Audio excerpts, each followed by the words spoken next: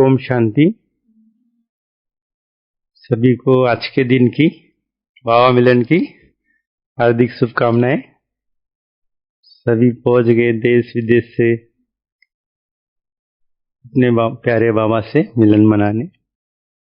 तो आज का दिन बहुत ही खास है और आज के दिन उसी एक की लगन में रहेंगे, उसके ही पास रहेंगे।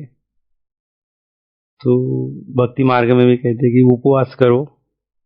तो उपवास माना ऊपर वास, बुद्धि से एक के पास ही रहना है। तो आज के दिन की सबको फिर से मुबारक हो। तो आज का टॉपिक है महिषासुर संहार। ये जो भट्टी चल रही है 21 दिन की, इसमें आज का दूसरा दिन। तो महिषासुर सुनते ही एक आकृति आती है कि कोई महेश माना भैंस जैसा कोई असुर था, और सभी ने पढ़ा है शास्त्रों में या देखा है सीरियल आदि में। तो ऐसा जो असुर जिसका गायन है, देवी के साथ महिषासुर का भी गायन हो जाता है। तो असुर भी कुछ महान होगा, उसने भी कुछ तपस्या की होगी। तो क्या होता है कि ये हमारा ही यादगार है। सभी ने जो संगम युग में तपस्या की, और तपस्या करते करते ही हम देहाभिमान में आ जाते थे। अभी अभी आत्माभिमानी और अभी अभी देहाभिमानी। माना एक प्रतीक है भैंस, माना भैंस की बुद्धि थोड़ी मोटी होती है ना, मोटी बुद्धि। तो हम भी एक मोटी बुद्धि में आ जाते, देहाभिमान में आ जाते। अभी भी बाबा ने कहा कि आत्माभिमानी बनो, और अभी भी भूल जाते, माना एक प्रकार के रूप चेंज कर देते। तो भैंसा को, उसको भी, महिषासुर को ये वरदान था, वो कभी भी कोई भी रूप धारण कर लेता था। तो मेन भैंस का तो ये चेकिंग करनी है कि हम कई दिन में ऐसा तो नहीं बन पाते। माना एक जानवर है भैंस या महिष, तो वो आसुरी संस्कार हमारे अंदर तो नहीं आ जाते। तो देहाभिमान में आना माना, बाबा ने मुरली में कहीं कहा है कि असुर बनना। तो असुर बन जाते हम, असुर माना देहाभिमान। तो इसका भी जैसे मुरली में एक अव्यक्त मुरली चली थी, उसमें बाबा ने कहा है कि इंद्र सभा है ये। इंद्र सभा, ब्राह्मणों की सभा माना इंद्र सभा। जैसे वो शास्त्रों में देवेंद्र होता है, वहां देवराज इंद्र सभा। तो यहां भी कोई अगर देहाभिमान में है, तो जैसे वहां गायन है कि एक परी ने स्वर्ग में एक मनुष्य को ले गया था साथ में, लेकिन वो मनुष्य की बदबू आ रही थी सभा में। तो किसने लाया, कौन लाया, उसके ऊपर फिर बोझ चढ़ा था। तो यहां भी बाबा कहते कि हमारे अंदर अगर देहाभिमान आ जाता है, ये भी बदबू है, देहाभिमान की बदबू। तो हमें वो नहीं बनना है, हम तो बाबा के बच्चे ही है, सभी देहाभिमानी है, तभी तो यहाँ है। और दूसरा है कि जैसे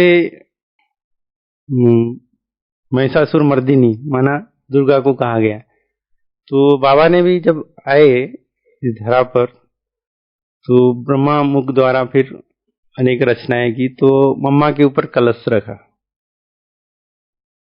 तो जगदम्बा, जगत की माता। तो इन्हीं के द्वारा फिर जो हम मनुष्य आत्माएं थी देह अभिमान वाली, उनका एक प्रकार से एक सर काट दिया। माना जो देहवान का सर था वो कट गया और आत्माभिमानी बन गए। तो भैंस बुद्धि थी, वो एक प्रकार से शुद्ध दैवी बुद्धि बन गई। तो ये भी एक यादगार हम ले सकते हैं कि कैसे इसका रहस्य शास्त्रों में गया। संगम युग की कहानी, संगम युग, कलयुग और सतयुग की कहानी को एक मिलाया। तो जब भी शास्त्र बने, जिन्होंने भी बनाया, तो बनाने वाले भी कौन थे? नहीं, हम सभी ब्राह्मण ही थे, जिन्होंने भी अभी भी बाबा से मिलन मनाया, और जहां फिर द्वापर में जब टच हुई बुद्धि को कि पहले ऐसा हुआ था, फिर वही शास्त्र बनाए। वैसे अभी भक्ति में कहते कि वेद शास्त्र तो अनादि है, किसी ने रचना नहीं की, लेकिन रचना की गई थी। उस समय भी अक्षर ज्ञान चालू हुआ था। उस समय भोजपत्र पर लिखा जाता था। जो भोजपत्र एक होता है पेड़ का, उसमें लिख सकते थे। तो कोई भी पत्तियों का कलर बना के वो लिखते थे। कुछ ऐसे पत्तियां होती है, उसका कलर बन जाता है, स्याही बन जाती है। लेकिन अभी तो मॉडर्न विज्ञान अनेक प्रकार के स्याही या कागज बना लेती है, लेकिन उस समय भी वो इन्वेंशन हुआ था। तो उस समय भी ये शास्त्र बनाए थे। तो ऋषि मुनि कौन थे? हम बाबा के बच्चे ही थे, कोई कोई जिन्होंने भी ज्यादा विचार मंथन किया था। तो 2500 तक एक बिजी रहने का साधन था, खेल-पाल। जैसे महिषासुर को भी कहा जाता है ना कि बहुत सालों तक तपस्या की, तब उसको वरदान प्राप्त हुआ। तो एक प्रकार से हम 2500 साल बैस बुद्धि थे एक प्रकार से, क्योंकि हम भगवान को तो जानते ही नहीं थे, सिर्फ अपने जो भी समाज में जो ज्ञान था उसी के आधार पर चलते थे। लेकिन अभी लास्ट जन्म में पूरा सस्पेंस खुलता है। जैसे कोई सीरियल होती है, लास्ट एपिसोड में खुलता है, अभी ये सस्पेंस खुल रहा है। पूरे ड्रामा का राज हमारे बुद्धि में आ रहा है। तो एक आनंद होता है ना, मजा आता है, सभी को मजा आता है ना। ये ड्रामा, बाबा ने जो ड्रामा रचा है एकदम एक्यूरेट है। बाबा बोलते मुझे पसंद है तो आपको भी पसंद होना चाहिए। तो इसमें सुख दुख का तो खेल होता ही है। ये तो हमारे कर्मों के हिसाब किताब ही होते हैं।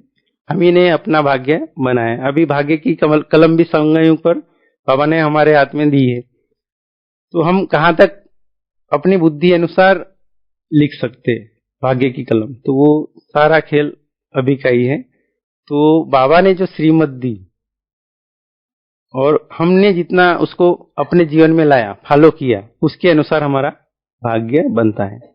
बाबा ने कहा कि ये अंतिम जन्म है, इसी एक जन्म से 84 जन्मों का भाग्य लिखना है। तो वो जिनको ये पल पल याद रहेगा वही आत्माएं फिर अपने अनुसार भाग्य बनाएगी।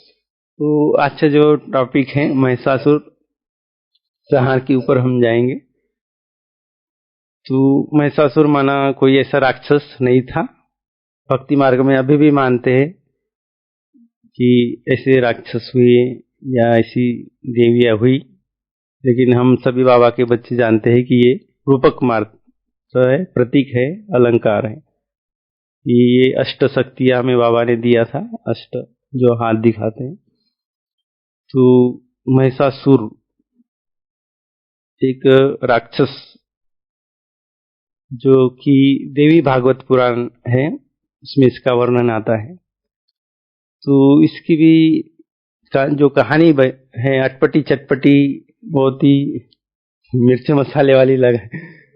हाँ, सुनने में भी थोड़ा रोचक।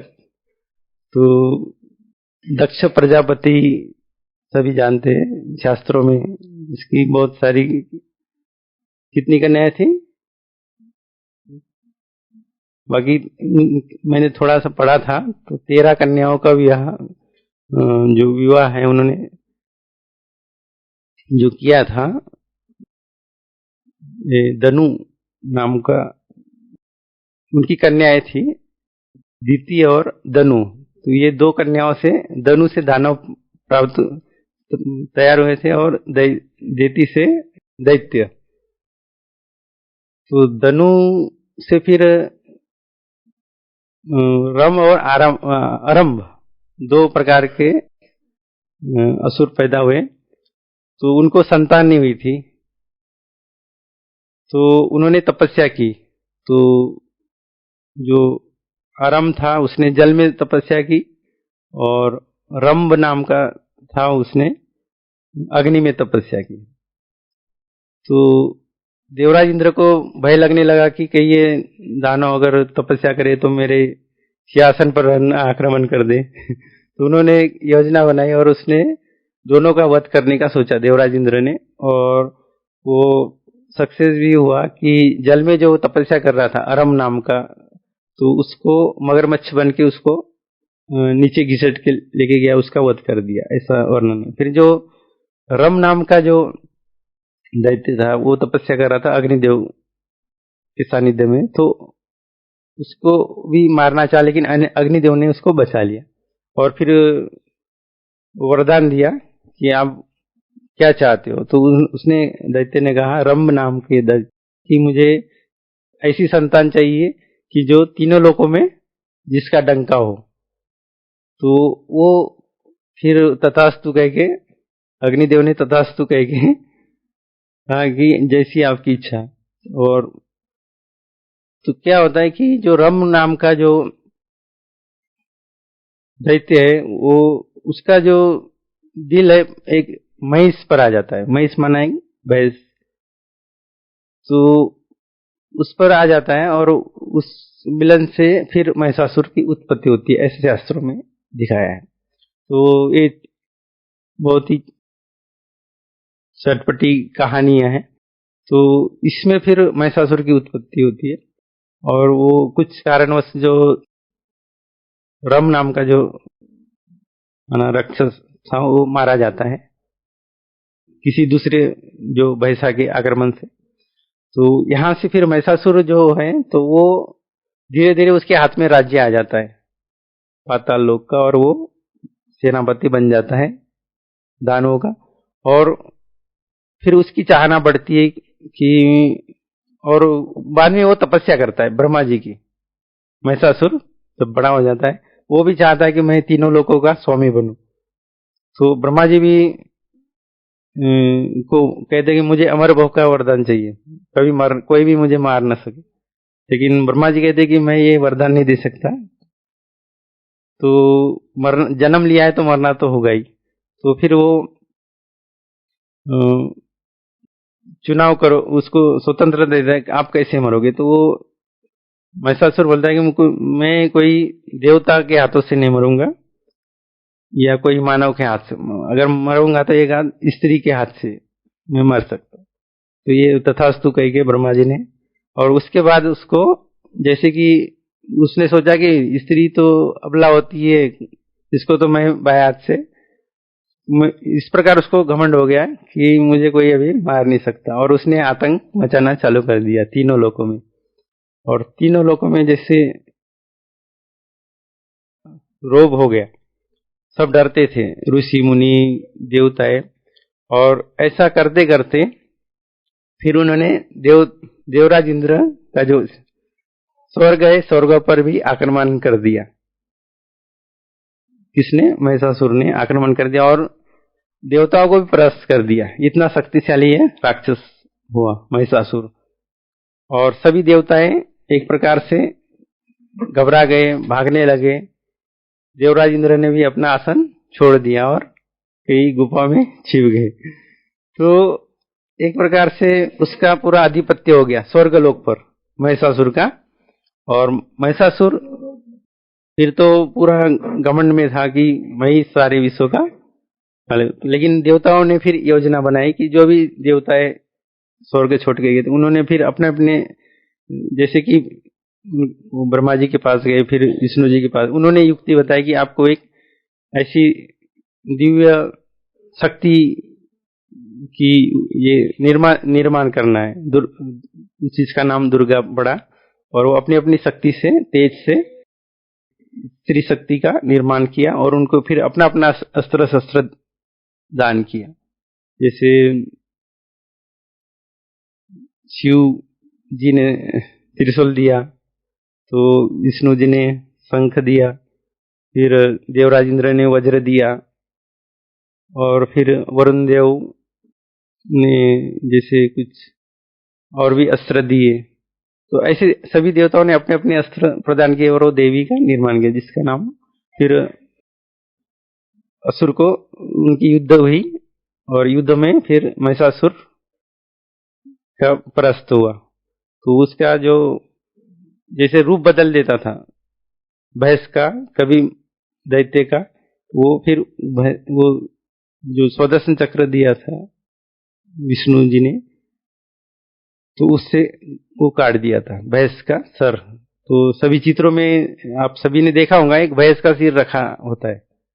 जो नवरात्रि में जो देवियों की मूर्ति बनाते हैं, वहां एक भैंस का सिर होता है, तो वो भैंसासुर, महिषासुर। तो ये हुई भैंसासुर की कहानी की कैसे शास्त्रों में इसका वर्णन है। तो वर्तमान परिवेश में जैसे बाबा ने एक मुरली में कहा था कि हमारा जो चलते चलते हम जैसे बोझ आ जाता है, आत्मा के ऊपर बोझ आ जाता है, तो बोझ माना भारीपन। जैसे बाबा ने ड्रिल कराया है कि अभी अभी परम धाम में 1 सेकंड में उड़ जाओ और बैठ जाओ, अभी अभी फरिश्ता, अभी अभी ब्राह्मण। तो इसमें हम कहाँ तक माना सजग है, रेडी है। बाबा ने कहा तो हमने कहाँ तक समय लगाया, सेकंड में बोला बाबा ने, लेकिन हम मिनटों तो नहीं लगा दिए कि 1 सेकंड माना परम धाम, माना बस बुद्धि वहां गई और वहां रुक गए। तो अगर बुद्धि में अगर मोटापन है, माना भारीपन है, तो थोड़ा सोचेंगे परम धाम परम धाम, फिर धीरे धीरे बुद्धि जाएगी, उसमें टाइम लगा देते। तो वो बोझ है, आत्मा के ऊपर बोझ है जो उड़ने नहीं देती। इधर के व्यर्थ संकल्प ही हमें रोक देते हैं। माना थोड़ा सा आवाज आया तो उधर बुद्धि चली जाती, थोड़ा सा किसी का चेहरा देखा उधर बुद्धि चली जाती है, माना एकाग्र नहीं होते, भटकती बुद्धि जैसे होती है। इस प्रकार से हम एकाग्र नहीं हो पाते, मोटापन होता है। तो एक मोटी बुद्धि हमारे अंदर है, तो वो उसकी भी चेकिंग हमें करनी है। तो जैसे मोटी बुद्धि, तो ये एक प्रकार का बोझ है, हमें उड़ने नहीं देती। फिर है देहाभिमान। तो देहाभिमान है तो भी हम ऊपर उड़ नहीं सकते, क्योंकि जरा भी देह अभिमान है तो आत्म अभिमानी बन नहीं सकते। तो ये हमारे बुद्धि का ही एक प्रकार से रूप है कि हम कहाँ तक बाबा को फॉलो करते हैं। तो ऐसे अनेक प्रकार की जो बुद्धि बाबा ने इस अव्यक्त मुरलियों में कही है। जैसे आज की मुरली में है पांडव बुद्धि, जो पांडव होते हैं, जो प्रीत बुद्धि होते हैं वो विजयंती, प्रीत बुद्धि पांडव विजयंती, और विपरीत बुद्धि कौरव विनश्यंती। तो वो जो बुद्धि है, सतो प्रधान बुद्धि है, सतोगुणी बुद्धि हमें हमारे अंदर कहाँ तक आई है वो हमें चेकिंग करनी है। तो अव्यक्त मुरलियों में बाबा ने ऐसे अनेक बुद्धि का वर्णन किया है। वो एक बार लिस्ट में मैं निकाला था, तो वो कौन सी बुद्धि है बाबा ने वो कहा है। तो निश्चय बुद्धि, फिर है संशय बुद्धि, तो वो आप सुनते ही अनुभव करने का कि बाबा ने कहाँ कहाँ कब कहा है। फिर प्रीत बुद्धि, जैसे प्रीत बुद्धि, तो प्रीत बुद्धि की निशानी क्या है वो सब अव्यक्त मुरलियों में है पूरा। आप सभी सुनते ही आपको जिसने भी पढ़ा है, जब भी पढ़ा है या सुना है, सब याद आएगा। प्रीत बुद्धि, फिर विपरीत बुद्धि, फिर सतोगुणी बुद्धि, तमोगुणी बुद्धि, प्लेन बुद्धि, प्लानिंग बुद्धि, क्लीन बुद्धि, क्लियर बुद्धि, पत्थर बुद्धि, पारस बुद्धि, स्थिर बुद्धि, भटकने वाली बुद्धि, स्वतंत्र बुद्धि, वशीभूत बुद्धि, कमजोर बुद्धि, शक्तिशाली बुद्धि, हथ की बुद्धि, वेद की बुद्धि, महीन बुद्धि, महान बुद्धि, दिव्य बुद्धि, विशाल बुद्धि, मोटी बुद्धि, हंस बुद्धि, एकाग्र बुद्धि, श्रेष्ठ बुद्धि, फ्रेश बुद्धि, दूरांदेशी बुद्धि, सरेंडर बुद्धि, निर्माण बुद्धि, स्वच्छ बुद्धि, कमजोर बुद्धि। अच्छा ये होगी वशीभूत बुद्धि, त्रिकालदर्शी बुद्धि। एक मुरली में बोला है कभी त्रिकालदर्शी, कभी एक कालदर्शी बुद्धि। फिर अलबेली बुद्धि, और एक मुरली में बोला है भैंस बुद्धि। तो भैंस बुद्धि उनके लिए बोला है कि हाँ, बंदर बुद्धि भी बोला है, ईश्वरीय बुद्धि, असुर बुद्धि, और भी है, निकाल सकते हैं। असुरी बुद्धि, उच्च बुद्धि, भैंस बुद्धि, हाँ, तीक्ष्ण बुद्धि। तो ऐसी बुद्धियों को भी बाबा ने वर्णन किया है। तो एक मुरली है उसमें भैंस बुद्धि इसलिए बोला है कि कुमारियों को बाबा बोल रहे हैं, और किसी की फिर नजर माना कुदृष्टि जाती है, माना दोनों की, चाहे कुमार या कुमारियों की, आपस में एक दो, तो ये जैसी कि भैंस बुद्धि होगी। तो महिषासुर के लिए दिखाया गया है कि जो भैंस बुद्धि था महिषासुर, तो वो भी ये कुदृष्टि रखता था देवताओं के ऊपर, देवियों के ऊपर। इसका जो यादगार अभी का है कि बाबा चलते चलते किसी की दृष्टि बिगड़ जाती है, माना क्रिमिनल आइज्ड बाबा बोलते हैं, तो ये हो जाती है। तो इसके लिए बाबा ने वो भैंस बुद्धि बोला है इस मुरली। वो मुरली थी 23/1/77, नहीं 11/5/83 की मुरली में जो भैंस बुद्धि बोला। तो एक प्रकार से जो हमारा ये वर्णन है कि संगम युग में हमने जैसे बाबा ने बोला श्रीमत, और हमने कहाँ तक अपनाया, उसी का ही यादगार रूप में ये असुरों का वर्णन है। तो जितने भी शास्त्र बने हैं, जैसे 18 पुराण है, तो 18 पुराण पूरे एक शास्त्रों से भरा पड़ा है। तो हर एक जो सतयुग, त्रेता और द्वापर, ये जो पांचों युगों में जो भी वर्णन आता है, उन्होंने उस समय इतने बुद्धि विशाल है, कौशल है कि उन्होंने कैसे रिश्ते जोड़े हैं देवी देवताओं के। पहले तो त्रिदेव ब्रह्मा विष्णु महेश शंकर, तो इनको, और भगवान तो तीनों को मानते हैं, लेकिन जो निराकार शिव है वो शिव और शंकर को उन्होंने तो एक जोड़ दिया है। लेकिन इनका रिश्ता फिर कैसे देवताओं के साथ है, और राक्षस, देवता, राक्षस, दानव, मानव, तो इसमें 3 लोग दिखाए हैं, आकाश, पाताल और पृथ्वी। आकाश में माना स्वर्ग लोग दिखाए, पाताल में दैत्य लोग, और पृथ्वी में मानव। तो ये कहानी या जो बनाई, तो बनाने वाले तो हम ही थे, लेकिन एक प्रकार से हमें क्या करना था, बाबा को भी रेस्ट करना था ना। तो बच्चे खेलते रहे, तो एक प्रकार से हम 2500 साल तक इन शास्त्रों के साथ खेलते रहे, टाइम पास करते रहे। तो भले इसको सनातन धर्म कहा गया है कि आदि सनातन धर्म जो चलते ही आया, फिर बाद में अभी इसको हिंदू नाम से जाना जाता है।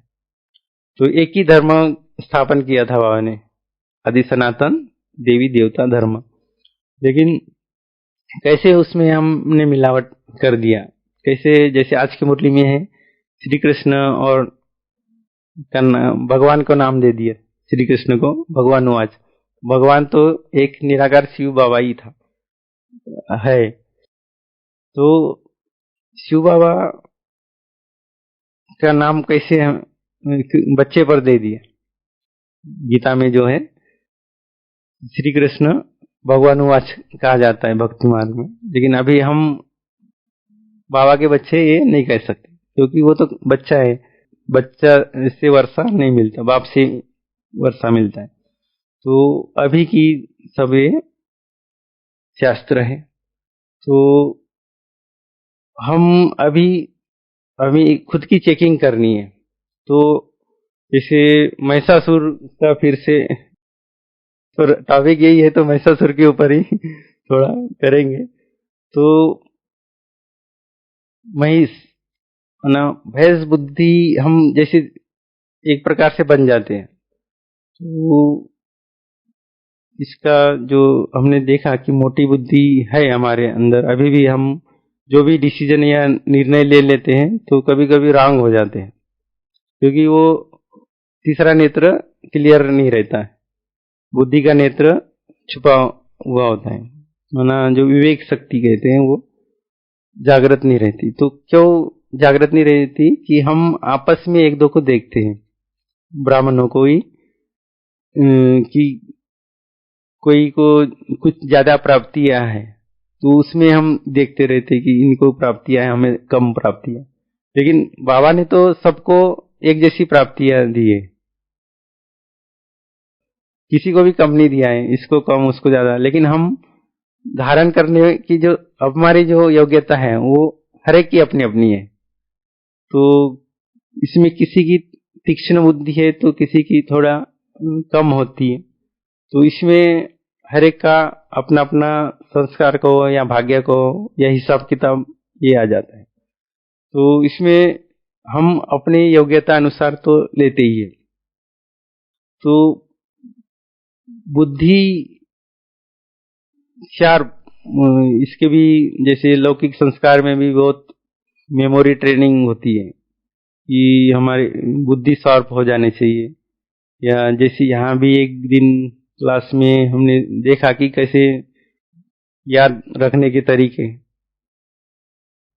हाँ, तो वो 10 नंबर तक सन माना 1 माना सन 2 माना सू, 3 माना ट्री, 4 माना डोर, 5 माना वाइफ, और 6 माना विक्स, 7 हेवन, 8 प्लेट, 9 वाइन, 10 हैन। तो इससे हम कैसे वो एक प्रकार से याद रखने की कला सीखे थे। तो ये अनेक प्रकार की ट्रेनिंग अभी इस संसार में चल रही है, मेमोरी ट्रेनिंग बोलते हैं। और हम तीक्ष्ण कैसे करें बाबा के बच्चे, तो बाबा ने कहा है मुरलियों में कि दूसरों को नहीं देखो कौन क्या कर रहा है, अपने कमियों को ही देखो अपने, और मुझ एक को ही देखो, मुझ एक की याद रखो, तो बुद्धि भटकेगी नहीं। और उसका फिर जो हर एक का जो ग्रहण शक्ति है वो बढ़ती जाएगी। तो इसमें बाबा ने कई मूल्यों में भी आत्माभिमानी बनने की ये दी है, तो ट्रेनिंग दी है। तो हम भी अगर चलते चलते इसमें फिर कभी याद रहता है कभी नहीं रहता है स्मरण, माना जैसे बाबा ने कहा है कि मुरली रोज की तो मुरली चलती है और सुन भी लेते पढ़ भी लेते, लेकिन याद कहाँ तक रहती है। तो मोटे रूप से देखे तो कुछ ही शब्द याद रखते, बाकी सब भूल जाते। तो ये बाबा ने कहा है कि जितना ज्यादा पढ़ेंगे उतनी ज्यादा याद रहेगी। तो जानकी दादी भी कितनी बार पढ़ते थे मुरली, तो 5 बार, 6 बार, 8 बार। हाँ, तो इस प्रकार से जो ज्यादा पढ़ेगा उसको ज्यादा याद रहेगी, माना बुद्धि बाहर जाएगी नहीं फिर। लेकिन जिसको हर एक को इतना टाइम है वो अपना देखेंगे। तो इस प्रकार से हर एक का अपना अपना है। तो हम जैसे दिन भर में कहाँ कहाँ भूल जाते हैं,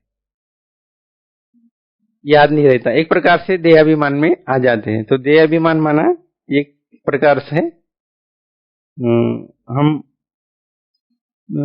मोटी बुद्धि में आ जाते हैं, है ना, बोझ होता है आत्मा के ऊपर। तो जैसे बाबा ने कहा है कि अकल, जैसे संसार में मुहावरा है अकल बढ़िया बस तो अकल, तो भैंस माना मोटी बुद्धि होती है, वो क्या होती है, खाने पीने में मस्त रहती है। हाँ, सड़क में खड़ी रही तो हटेगी नहीं, कितना भी हार्न बजाओ। तो हाँ, और उसको आरटीओ भी कहा जाता है क्योंकि वरना गाड़ी को रोक देता है, वो रोक देती है ना। तो ये भैंस बुद्धि, तो हमारे अंदर भी ये कहाँ तक है, हम जड़ तो नहीं हो गए। हाँ हाँ, भैंस की विशेषताएं बहुत है। हाँ भैंस, हाँ हाँ, एक कहावत भी है, गई भैंस पानी में।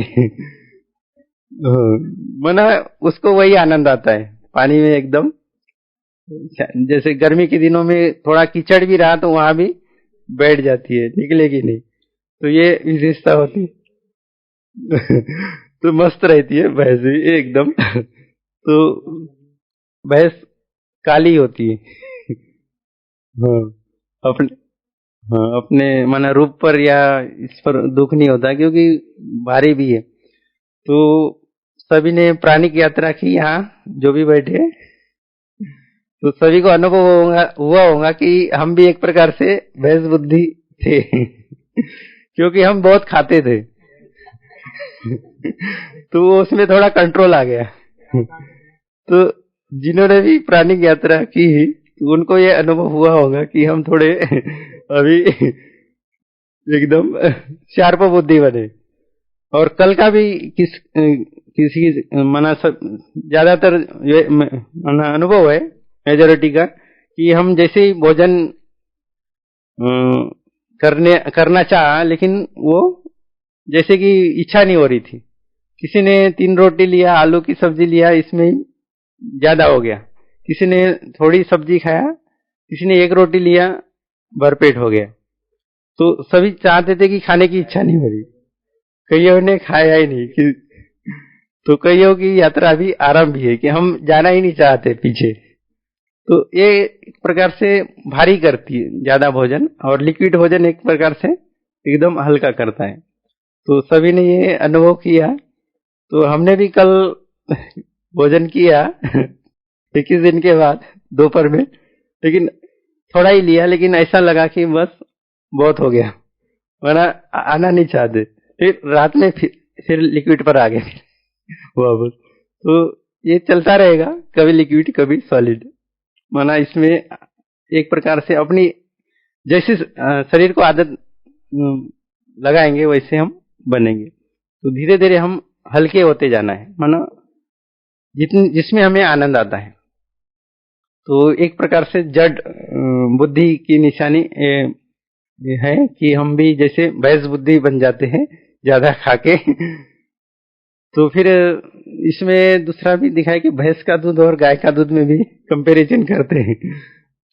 भैंस का दूध थोड़ा भारी कर देता है, और भैंस का जो बच्चा होता है वो भी थोड़ा हेवी होता है, जो हाँ आलसी होता है, धीरे धीरे चलता है। और गाय का बच्चा होता है थोड़ा दौड़ते रहता है, स्फूर्ति रहती है। तो ये दूध में भी थोड़ा कंपैरिजन करते हैं। तो कहते हैं कि अगर कोई मोटा होता है तो भैंस बुद्धि बोल देते हैं, भैंस का दूध पिया गया। तो इस प्रकार से वर्णन आता है। फिर और भी भैंस के ऊपर ही मुहावर है, जिसकी लाठी उसकी भैंस। वरना जो जितना बलवान होगा वो उतना अपना वर्चस्व स्थापित कर सकता है। तो ये इसमें जैसे हाँ, भैंस अगर बिगड़ गई तो फिर किसी की मानेगी नहीं। तो और शेर के झुंड में भी कई आप सभी ने देखा होगा डिस्कवरी में कि भैंस का शिकार कर देता है शेर, लेकिन दूसरा जो झुंड होता है वो देखते रहता है। फिर एक आगे आता है धीरे धीरे, वो फिर पीछे लौट जाता है, फिर थोड़ा थोड़ा कदम बढ़ाता है। फिर जब एक साथ मिलते हैं तो फिर शेर को भगा देते हैं, लेकिन वो डरते रहते हैं। माना उसके सामने ही उसका शिकार हुआ है दोस्त का, लेकिन वो माना एक प्रकार से बचा नहीं सकता। लेकिन कई कई ऐसा है कि अपने सींग से शेर को भी उछाल देते हैं। माना कोई भैंस माना भैंसा जो होता है स्फूर्ति वाला होता है, तो वो कई शेरों का सामना कर देता है। ऐसा भी हाँ, माना शेर पर भारी। तो ऐसा भी दिखाया है कि भैंस एक प्रकार से जड़ बुद्धि भी है तो शार्प बुद्धि भी दिखाया है। फिर दूसरी कहावत भी है, काला अक्षर भैंस बराबर। माना कोई ऐसे लिखते हैं कि वो खुद ही पढ़ सकते आप लिखिए खुदा जाने। माना एक कहावत बनी है कि जो आपका जो अनपढ़ बिना पढ़े लिखे की है, माना जो अपने कर्म है हम खुद ही जान सकते, दूसरा कोई नहीं जान सकता। फिर और भी कहा होते हैं, जैसे भैंस के आगे बीन बजाना। माना कितना भी भैंस के आगे सुनाओ कुछ, लेकिन वो सुनेंगे नहीं, मानेंगे। तो एक प्रकार से हम अपने ऊपर भी देखे, बाबा हमें सुना रहे, श्रीमत दे रहे, तो हम कहाँ तक कहाँ तक अप्लाई कर रहे हैं। तो बाबा तो मुरली चला रहे हैं, मुरली की तान छेड़ रहे हैं, लेकिन हम सुन रहे हैं या भूल रहे हैं, तो कितनी श्रीमत दे रहे हैं और कितनी हम फॉलो कर रहे हैं, ये हमारे लिए, हमारे ऊपर भी लागू होती है। और एक मुरली कई मुरलियों में बोला कि मोटी बुद्धि ऐसी कि मैं भैंस हूं, एक सोमान ले लेते हैं, मैं भैंस हूं, मैं भैंस हूं, तो ये दरवाजे से कैसे निकल सकते, ये मुरली में आता है। तो एक कुछ हम अपना जो एक सर्कल बना लेते हैं, कंफर्ट जोन कहते हैं उसको, वो अगर बना लेते हैं तो हम निकलना नहीं चाहते उससे। हमको जो भी सुविधा मिलती है उसमें ही आनंद आता है, कोई रिस्क लेना नहीं चाहते। उसका भी एक ये उदाहरण है कि एक माना मोटी बुद्धि की निशानी है कि हम मोटी बुद्धि बन जाते। तो इसमें ये हमें, तो ऐसे अनेक प्रकार के आसुरी संस्कार या बहस के संस्कार हमारे अंदर आ जाते, तो हमें इन सबको रिफाइन करना है। तो इस प्रकार बाबा ने अपनी बुद्धि को रिफाइन करने के लिए अनेक फिर युक्तियां बताई है। फिर हम जो मोटी बुद्धि है हमारी, एक प्रकार से माना एक प्रकार से जो अज्ञान का आवरण है, जैसे महिषासुर को भी कहा गया कि वो अज्ञानी था, तो अज्ञान की शक्ति थी क्रोध। बाबा ने मुरली में बोला है, अज्ञान की शक्ति क्रोध और ज्ञान की शक्ति है शांति। हाँ, ये जो गुण है ये शांति। तो एक प्रकार से हम अज्ञान में रहते, माना जो इस पूरा अध्ययन नहीं करते तो अशांत हो जाते हैं, ज्ञान को यूज नहीं करते, ये विस्मृत हो जाते हैं। तो इस प्रकार ज्ञान की शक्ति है शांति, माना शांत स्वभाव रहेगा। अगर ज्ञान बुद्धि में चलता रहेगा तो हम शांति का अनुभव करते रहेंगे। अगर अज्ञान है तो फिर क्रोध आ जाता है, और क्रोध के साथ फिर उसके बाल बच्चे, रोब, ईर्ष्या, द्वेष। तो जैसे महिषासुर को दिखाया गया है कि वो असुर था, राक्षस था, तो इसमें जो पूरे जो भी अवगुण है, काम, क्रोध, लोभ, मोह, अहंकार, ईर्ष्या, द्वेष, ये पूरे राक्षस की निशानी है। और हमें बनना है देवता, देवराज इंद्र, माना 10 इंद्रिय के देवता है ना हम, 10 इंद्रियों पर राज। तो हम बाबा ने कहा कि स्वराज्य अधिकारी, और स्वराज्य अधिकारी कहाँ तक बने? स्वराज्य माना पूरा इंद्रियों पर नियंत्रण। अगर एक भी इंद्रिय अगर ढीला छोड़ा तो स्वराज्य अधिकारी नहीं कहेंगे। तो हम कभी परतंत्र तो नहीं बन जाते हैं, माना असुरों के अधीन तो नहीं बन जाते हैं। तो ये हमें खुद की चेकिंग करनी है। तो एक प्रकार से हमारे अंदर जो मोटी बुद्धि है, तो इस पे महिषासुर का संहार कैसे करना है? फिर संहार माना कि मोटी बुद्धि को कैसे जीते, तो इसके लिए बाबा ने मुरलियों में पूरे जो महावाक्य कहे, जैसे आत्मा अभिमानी बनना, है ना, मैं आत्मा हूँ, है ना, दिन भर यह स्मृति रहे कि मैं आत्मा हूं, और फिर कौन सी आत्मा हूं। जैसे जानकी दादी जी कहते कि मैं कौन और मेरा कौन, माना मैं कौन सी आत्मा हूं, मैं किसकी हूं, मुझे क्या करना है, मैं क्या बनने वाली आत्मा हूं, इसका स्मरण। और मैं किसकी हूं, मेरा कौन, माना शिव बाबा कि मैं आत्मा संतान हूं और निरंतर उससे वर्षा पा रही हूं, माना वारिस क्वालिटी की आत्मा हूं। तो ये निरंतर स्मृति, मैं कौन मेरा कौन, माना ये आत्मा अभिमानी स्थिति। इसको फिर आप अनेक स्थिति में विभाजन कर सकते हैं, जैसे अशरीरीपन की स्थिति, देही अभिमानी स्थिति, फरिश्ता स्थिति, कंबाइंड स्थिति। तो ऐसे अनेक स्थितियों के द्वारा ये हम अनुभव कर सकते हैं। तो इससे हमारा जो मोटी बुद्धि है या भैंस बुद्धि है वो इसका मर्दन कर सकते हैं, माना इस पर विजय प्राप्त कर सकते हैं आत्म अभिमानी स्थिति के द्वारा। तो फिर आत्म अभिमानी स्थिति, फिर दूसरा है मैं सोमान का अभ्यास। जैसे मैं निमित्त आत्मा हूं, जैसे बाबा ने ज्ञान प्रदान किया और मुझे फिर जो भी विशेषता मिली है, तो उस विशेषता का अहंकार नहीं, ये तो गिफ्ट रूप में बाबा ने मुझे दिया है। तो हर एक प्रभु प्रसाद है, जो भी सेवा दी है या जो भी विशेषता दी है, जो भी जॉब दिया है, एक प्रभु प्रसाद है और इसको मुझे निरंकारी रूप से निभाना है। कि जैसे सेवा करते करते अभिमान आ गया कि ये मैं ही कर सकता हूं, तो मैं आया मना महिषासुर, तो इसका भी हमें मर्दन करना है, इस पर भी जीत प्राप्त करनी है। इस निर्माण स्थिति से, नम्रता की स्थिति से, मैं निमित्त हूं। फिर है निरंकारी स्थिति।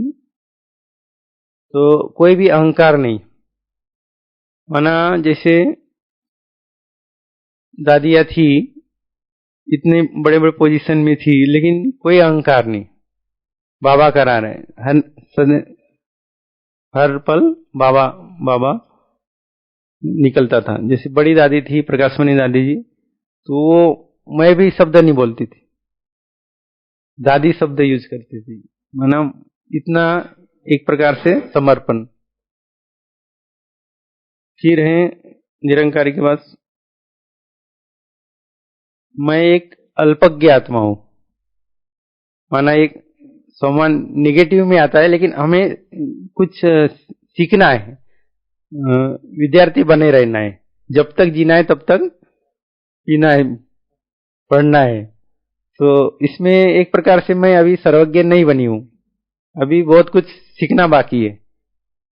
तो ये भान अगर रहता है तो हमें अहंकार नहीं आएगा, माना ये मोटी बुद्धि नहीं रहेगी। तो इससे भी हम बुद्धि पर विजय प्राप्त कर लेंगे। फिर है मैं सिविलाइज्ड आत्मा हूं, सिविलाइज्ड। तो इसमें क्या है, दृष्टि की शुद्धता बनी रहेंगी, क्योंकि आंखें सबसे बड़ी धोखेबाज है।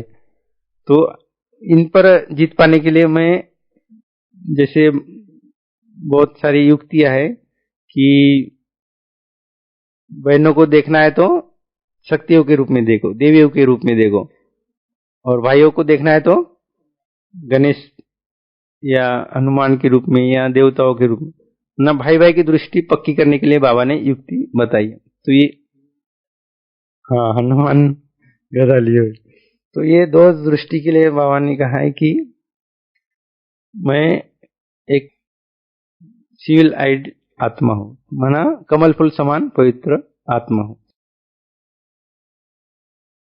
और एक इसमें युक्ति है कि जो भी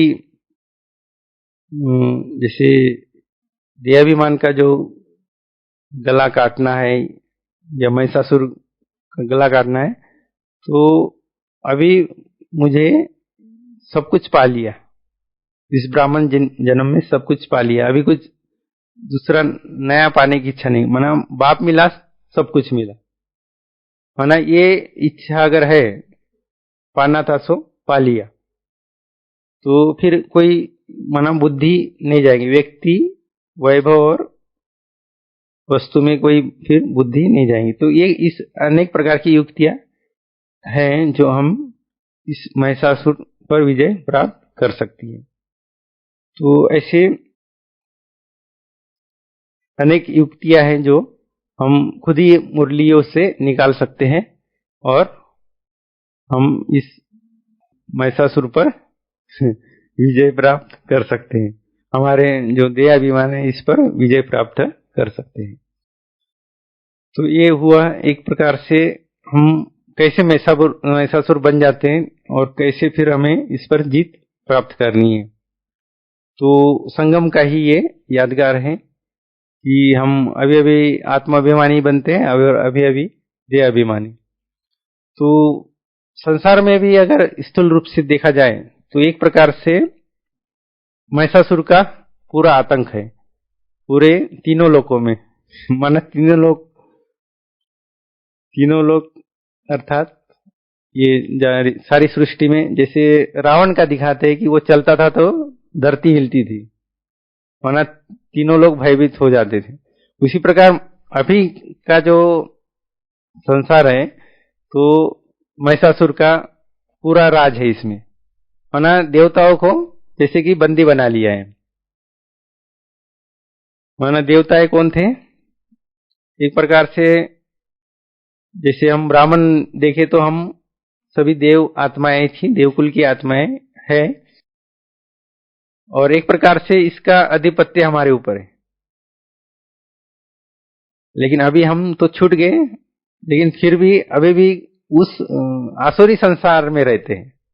आसुरी संसार माना कलियुगी संसार, तो इसमें उसका प्रभाव है। इसका महिषासुर माना जो 5 विकार हैं, काम क्रोध लोभ मोह अहंकार, तो इसका प्रभाव अभी भी है और हमारे ऊपर पड़ते रहता है।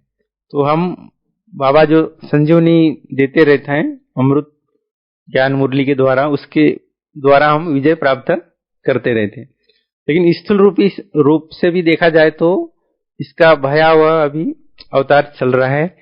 और ये जैसे बाबा ने कहा कि ज्ञान शांति की शक्ति ज्ञान है, तो उस प्रकार हम अशांत रहते हैं पूरे जीवन में। लेकिन अशांत रहने का कारण भी एक है कि ज्ञान की कमी। तो ज्ञान अनेक प्रकार का है, जैसे एक प्रकार से आत्मा का अध्ययन तो कर रहे हैं, लेकिन जो शारीरिक जो ज्ञान है, भौतिक ज्ञान है, वो भी हमें बहुत जरूरी है। जैसे खाने पीने का ज्ञान, क्या खाना है क्या नहीं खाना है, तो ये अगर नॉलेज आ जाती है तो हम अपने शरीर को और शारीरिक जो आदि व्याधि है उस पर विजय प्राप्त कर लेते हैं। फिर जो सांसारिक ज्ञान है, जैसे पुस्तकों का ज्ञान भी है जो बुद्धि को बढ़ाता है, लेकिन जो और भी ज्ञान की जरूरत होती है कि जैसे बाबा ने कहा है कि अभी साइंस घमंडी है, तो ये बहुत इन्वेंशन निकालते रहते, तो इससे फायदा भी है और घाटा भी है। तो वो तो चाहते हैं कि हम चंद्रमा पर या मंगल पर मकान बनाएंगे, फ्लैट देंगे, लेकिन बाबा ने कहा है कि ये तो इनके प्लान अधूरे रह जाएंगे। उसी प्रकार अभी के जो है साइंस घमंडी, वो भी चाहते हैं। बाबा का क्या प्लान है कि एक वर्ल्ड वन भाषा वन गवर्नमेंट। तो अभी के जो साइंस घमंडी वो भी चाहते हैं कि हम भी सारे विश्व पर एक राज्य स्थापित करना चाहते हैं, सारा विश्व ही एक परिवार करना चाहते हैं। तो उन्होंने बहुत सारी योजनाएं अभी निकाली है, तो उनमें से बहुत सारी योजना है। वो चाहते हैं कि सभी मनुष्य आत्माएं हैं जो हमारे कंट्रोल से चले, क्योंकि उनको पता नहीं है भविष्य में क्या होना है, सतयुग आना है, वो तो पता नहीं है। लेकिन वो चाहते हैं कि अभी संसार बहुत चलने वाला है, तो वो चाहते हैं कि हम सारे विश्व को एक अपने तरह से चलाए। और वो प्रयास उनके जारी है। तो एक प्रकार से उनका बुद्धि कौन सा है? साइंस बुद्धि और वैश्य बुद्धि। माना महिषासुर का आतंक उनके ऊपर, उनका कैसा दिमाग चलता है कि वो हम संसार, तो उन्होंने क्या किया है कि मनुष्य को अपने अंडर में करने के लिए तो वो ऐसी कुछ प्लानिंग कर रहे हैं। ये थोड़ा एक नॉलेज है एक प्रकार से, कैसे बुद्धि को माना सतर्क रहे। माया के संसार में भी जो माया के वार होते हैं उससे हम सतर्क कैसे रहे, कैसे वो चलाती है। तो वो चाहते कि हम इनको कैसे कंट्रोल करें। तो वो एक तो जैसे महिषासुर के पास पूरा राज्य था, संसार कुछ माना एक देवराज इंद्र का आसन आ गया था, तो पूरा घमंडी हो गया था, पूरा ज्ञान बल, बाहुबल और धन बल पूरा संपन्न हो गया था। तो अभी ऐसे जो कुछ सत्ताएं हैं अभी भी विश्व में कि वो चाहते कि हम सारे विश्व में ऐसा कुछ करें, क्योंकि उनके पास पूरी सत्ता है, धन की सत्ता, साइंस की सत्ता और राज्य सत्ता। उस आधार उसका यूज कर एक प्रकार से मिस यूज कर रहे हैं, करते हैं कि वो हम जन कल्याण कर रहे हैं, लेकिन उसके पीछे में वो उनका प्लान होता है। तो इसी प्रकार से उन्होंने जैसे वर्ल्ड बैंक है और जो WHO को उसको कैसे युक्ति से अंडर किया, हम समझ में नहीं पा रहे कि उनका कैसा राज चलता है और वो हम कैसे एकदम उनको सही मान रहे हैं। तो ये बुद्धि एक प्रकार के परीक्षण है कि हम वो बुद्धि तक कहाँ है। सालिम बुद्धि बाबा बोलते हैं कि वो ये रिफाइंड बुद्धि, इसमें रिफाइंड बुद्धि कैसे होती है। जैसे बाबा को हम पहचानने में 7 दिन लगे, 7 दिन के बाद हमारा ये भैंस का गला कट गया, आत्माभिमानी बन गए। उसी प्रकार अब ये रिफाइंड बुद्धि करनी है कि हम कैसे इनको पहचान दे। तो जैसे जैसे इस नॉलेज को हम, जैसे बाबा की नॉलेज है उसी प्रकार जो संसार की नॉलेज है इसको हम कैसे लाएं। तो एक सत्ता जो कार्य कर रही है कि हम सारे विश्व को कंट्रोल में लाएं, तो वो चाहती है कि हम मनुष्य आत्माओं को अपने अनुसार चलाए। तो उन्होंने हमें क्या पकड़ा दिया, एक खिलौना सभी की जेब में है ना। तो ये खिलौना है, तो ये कैसे कार्य करेगा। तो हमारा जो भी डाटा है उनके पास है, जैसे गूगल के द्वारा या कोई भी अन्य वेबसाइट के द्वारा हमारा डाटा उनके पास जाता है और वो चाहे तो हम क्या कर रहे हैं वो देख सकते हैं। और अभी उनका जो प्लान है कि ऐसी कुछ चिप बनाएंगे कि जो माना आपको जो ये मोबाइल रखने की जरूरत नहीं रहेगी, चिप के द्वारा ही सारे कार्य हो जाएंगे। तो कई कंपनियों में ये चालू किया लंदन में कि एक चिप होती है और वो यहाँ लगा दी जाती है और वो अंगूठा दबाते हैं और वो उनकी प्रेजेंट वो सब लग जाती है। तो इस प्रकार से बैंकिंग व्यवहार भी वो कई जगह चल रहे हैं। तो वो चाहते हैं कि सभी मनुष्य में ये चिप लगा दिए जाए। माना भविष्य प्लान है उनका, और उन्होंने एजेंडा 2030 तक ऐसा प्लान किया हुआ है। तो उनका जो ये धीरे धीरे प्रोसेस चल रहा है और हम क्योंकि वो आप सभी ने देखा 2020 से उन्होंने चालू किया। तो कोविड एक मैन मेड वायरस था, ये इसकी चर्चा नहीं करना चाहिए, लेकिन थोड़ा सा जानकारी है। तो मैन मेड जैसे एक कंप्यूटर में वायरस छोड़ा था, किसी ने बना के छोड़ा था और उसका फिर एंटीवायरस बना के बेचा, माना उसमें पैसा कमाने का एक खेती है। इसी प्रकार उन्होंने मैन मेड वायरस बनाया और इसका फिर इसको बेचा, किसके द्वारा, जो टीका के द्वारा, और अनेक प्रकार के टीके बनाए। और ये एक प्रकार से उनका ये कार्य चल रहा है। लेकिन हम ये हमारी अगर मोटी बुद्धि है तो हम इससे कुछ भी समझ नहीं पा रहे, क्योंकि ये बहुत बड़ा खेल है, ये सारे विश्व में चल रहा है एक प्रकार से, लेकिन इसको हम नहीं समझ पा रहे। लेकिन आने वाले समय में सभी समझ जाएंगे कि कैसे हम इसके अंडर में हैं। तो हम भी देव कुल की आत्माएं हैं, देवता बनने वाली है ना, हमारे ऊपर भी कैसे इन्होंने राज कर लिया। वो हम उनके कैसे अंडर में युक्ति से चले गए हैं। लेकिन हम तो भारत तो आयुर्वेद का पूरा ये है, बेस है, लेकिन कैसे इनको ने आयुर्वेद पर भी ये प्राप्त कर लिया, अंडर में ले लिया। और 200 साल पहले की जो चिकित्सा पद्धति इनकी है, जो मेडिकल साइंस, तो इसने कैसे पूरे विश्व पर अपना वर्चस्व स्थापित कर दिया और यही पूरे कैसे चला रही है विश्व में। ये पूरा उनका जो प्लान है कि सारे विश्व पर कैसे राज करे। वो भी चाहते कि वन करेंसी, माना एक ही डिजिटल करेंसी हो जो सारे विश्व में एक ही चले। जैसे भारत में रुपया है तो अमेरिका में डॉलर है, तो वो ये नहीं चाहते कि कैसे, ये तो वन करेंसी और वन वर्ल्ड, वो एक ही भाषा चाहते अंग्रेजी। तो वो कैसे वो युक्ति से कर रहे हैं, माना इनका प्लान हम समझ नहीं पा रहे। तो ये तो उनका घमंडियों का प्लान है, लेकिन ये तो धरा का धरा रह जाने वाला है, क्योंकि शिव बाबा आ चुके हैं और नई दुनिया बनाने हैं, वन वर्ल्ड वन।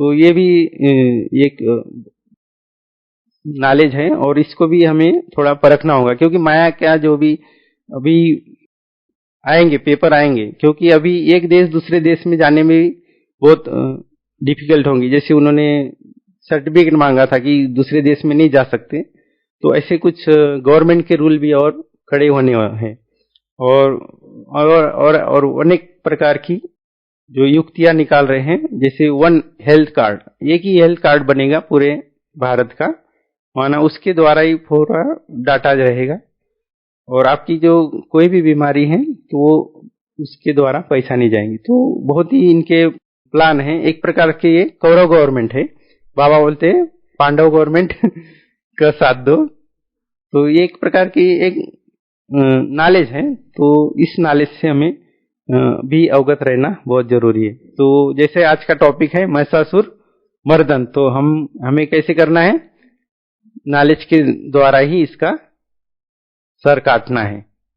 माना ज्ञानी तू आत्मा बनना ही है, आत्मा अभिमानी बनना ही है।